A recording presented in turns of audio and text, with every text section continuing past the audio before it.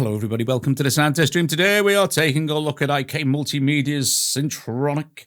Okay, so in particular the multis. Okay, so how to build your own multi and what's it all about and saving your own multi and stuff like that. Okay, so first of all, when it loads, it'll probably load to this, which is the default.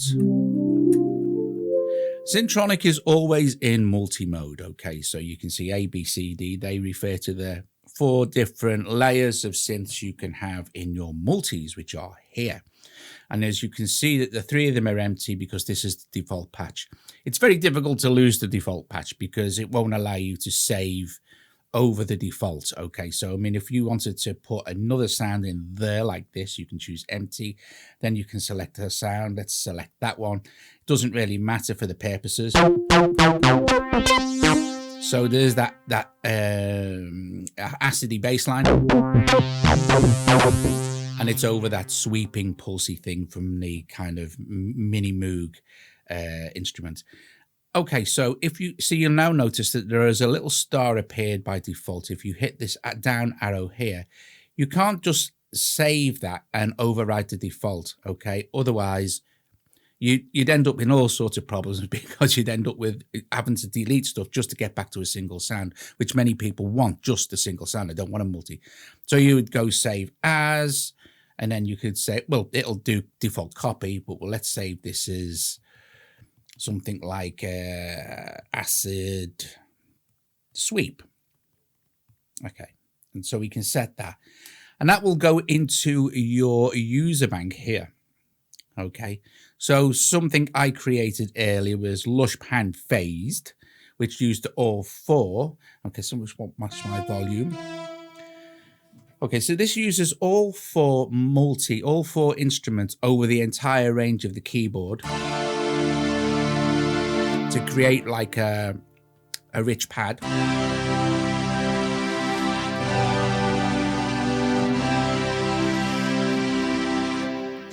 Okay, so now you'll notice here that we can go between our instruments here like that, and you'll see the sound will also change, and also the little instrument icon will too.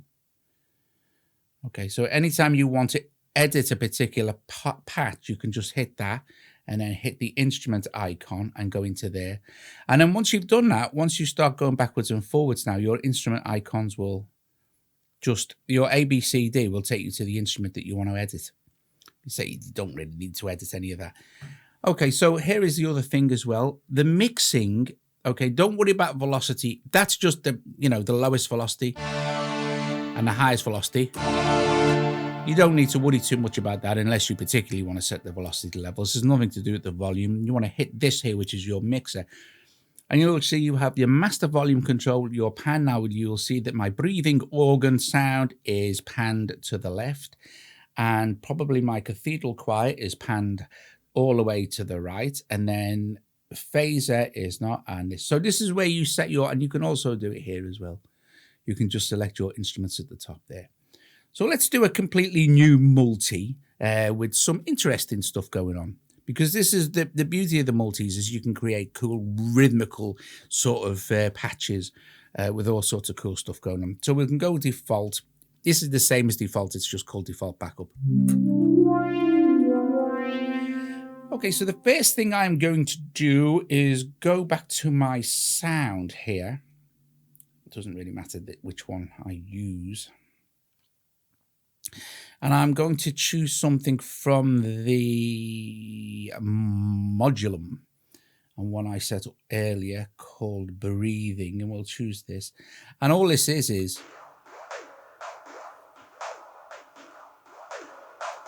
that's the sound. And if we look at the actual, we can see the arpeggiator switched on, and you can see that it's on latch. So you can switch that off and just play it. But I want this to be latched, okay? Okay. So what I'm going to do first of all is to start the multi, is I'm going to go into here.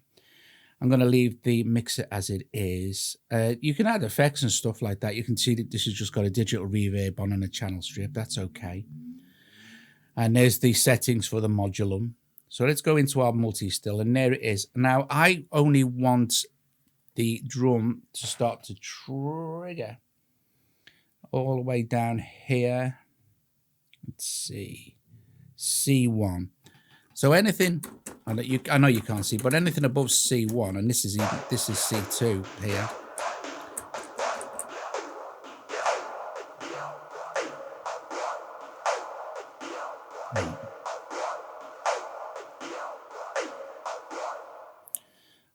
I want that to start to trigger at C1. So until I hit C1, it's not going to lowest note A1, high note C1. I think I will take that down to C0. Okay, no, I'm going to go to C1. And anything above that won't trigger it. So until I hit that C1, that is not going to come in. Okay, so let's do something for this one here, which is empty. Let's select the sound. And then we can start to choose categories and stuff like that. So we can exit the whole thing. If you select an instrument, you'll see it's highlighted there. And these are all the sounds from that particular instrument. If you select another instrument, they're both highlighted. So this is the presets for both those. If you want to clear them all, you hit this little X here and you're back to the entire preset range for everything. And then also, if you want to choose, you can choose from category, you can choose from timbre. So I want kind of like some sort of arpeggiator going on as well. So I have to choose something now. And this is arpeggiators for absolutely everything. But I quite like the OBX ARP. So let's go harp. No. Sorry, I'm getting a bit confused. Arpeggiators for the OXA, sorry. So, and of course, everything is going to be tempo synced.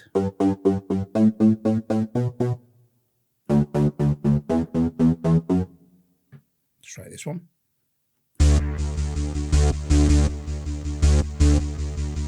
Okay, so that might work well.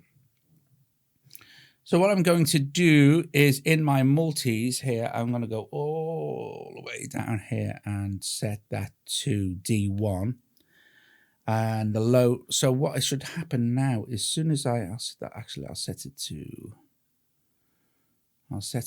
the, so that I can change the note. So as soon as I hit C, anywhere from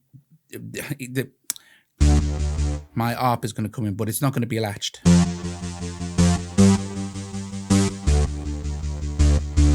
But we could set it up to latch it if we wanted to. You get the idea.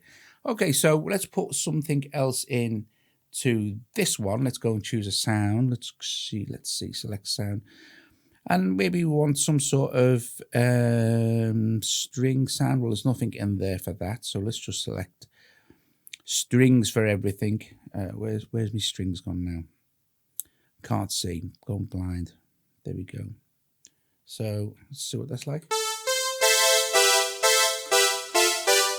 So that's quite nice. So I don't want this to interfere. So as long as I go to there, just past the point of where my ARP isn't going to be, and I'm going to swap now from this one to this one, and then to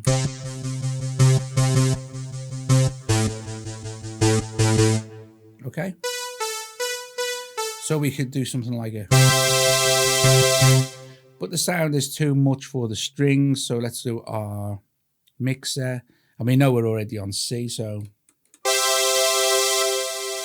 turn it down a little bit. And it's also a little bit bright as well.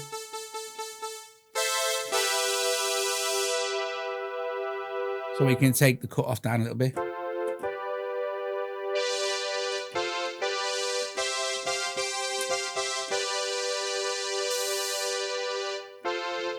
And let's have a look at the effects. Put a little bit of reverb on. Boost the gain a tiny bit. Let's go back to our multis now. So now we've got our... So our bass arp may be a tiny bit too loud as well, so turn it down a little bit. So that now combined with our strings might sound quite nice.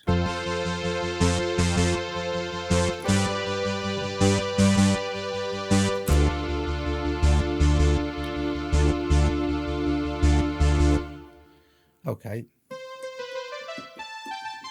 And let's put some sort of lead in the fourth one. At this point as well, I might as well choose to save as, let's see,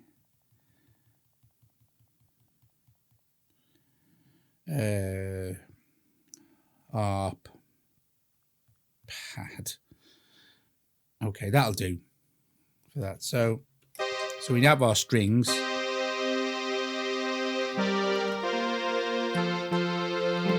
And also our arpeggiator.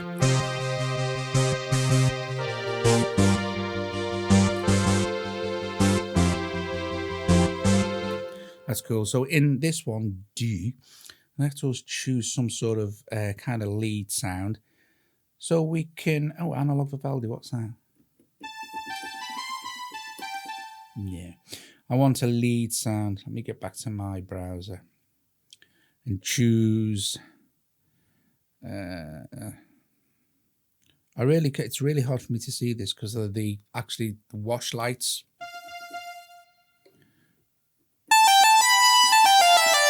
That's good, but too loud.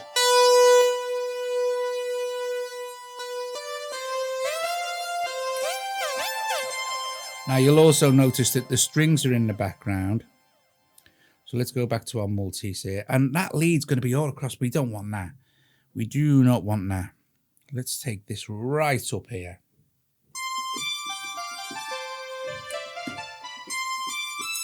So that's not going to come in till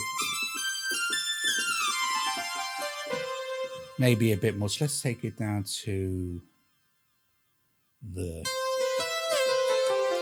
So it's only strings here. And our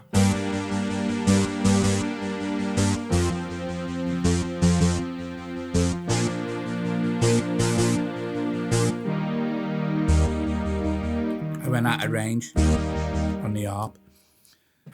So we also put our so this sounds okay. So say for instance, now what we could do, let's do this because this is going to make more sense in a sec for the actual performance. I'm going to look at the bass thing and I'm going to go to the arpeggiator for that particular thing and I'm going to hit latch. So when I hit it now, it's going to continually play because I want to be doing things with the strings maybe and want this to keep going and I don't want it to drop out when I'm changing and stuff like that. Let's go back to the multis and let's just do save now. And the little asterisk will disappear. Excuse me 1 sec while I get a quick swig of coffee.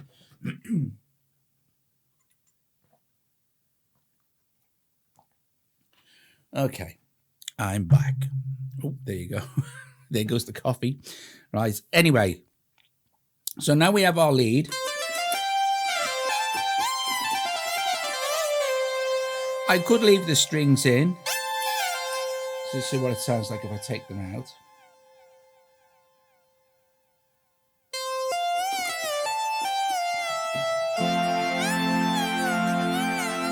That's actually quite nice. So now I've got splits all over the place. And that's, so our drum is going to kick in when I hit C1, which is at the bottom of my MIDI keyboard now. And then the ARP is going to carry on triggering. So if I hit a C on the arpeggiator now.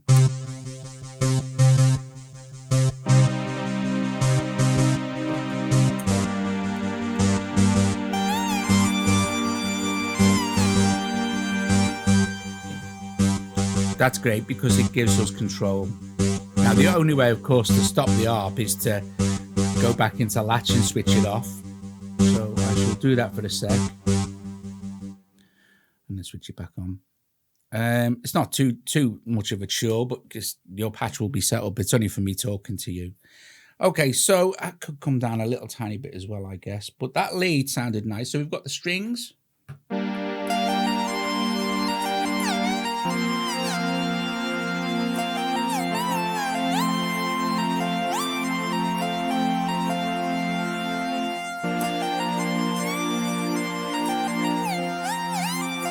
If you wanted to get rid of that on that lead, if you thought there was too much glide, legato glide, see?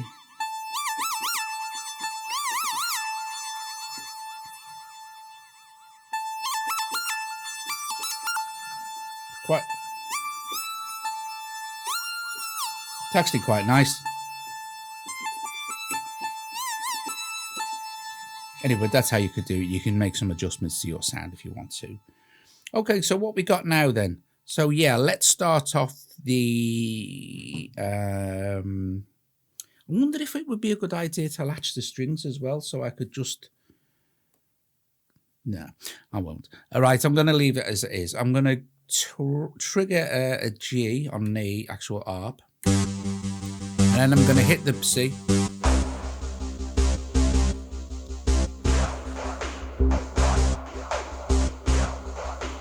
Obviously, that's not on latch.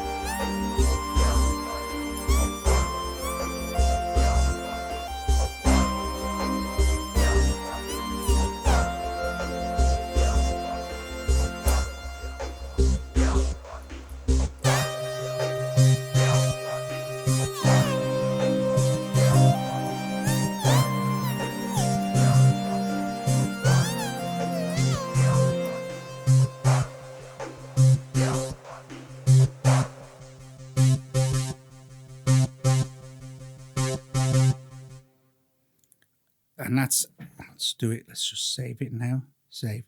And that's how you do it. It's brilliant. It's brilliant. So it means that you can actually build up some really cool performance stuff. In only a few, we've been doing a few minutes, about 18 minutes total. And you've got yourself, and you could spend more effort and time with the effects and stuff, than just doing this for the demo. And honestly, none of this was planned. I didn't know. I just chose stuff as we did the video. So, that's a cool thing to do. Anyway, guys, listen. Yeah, I've got switched off now. So I think it's brilliant.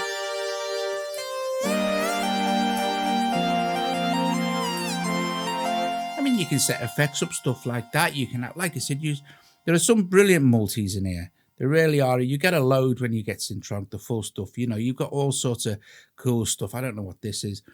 And of course, you can adjust anything that you want. See, there's a...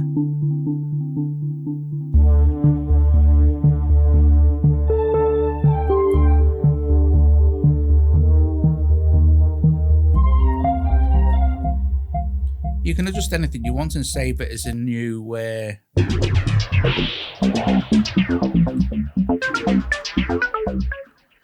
Save it as a new multi.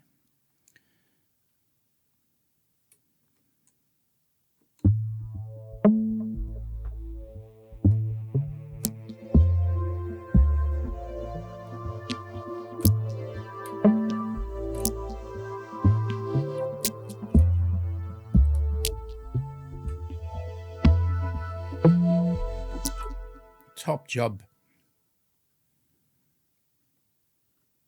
Oh, this is quite a fully used one, look.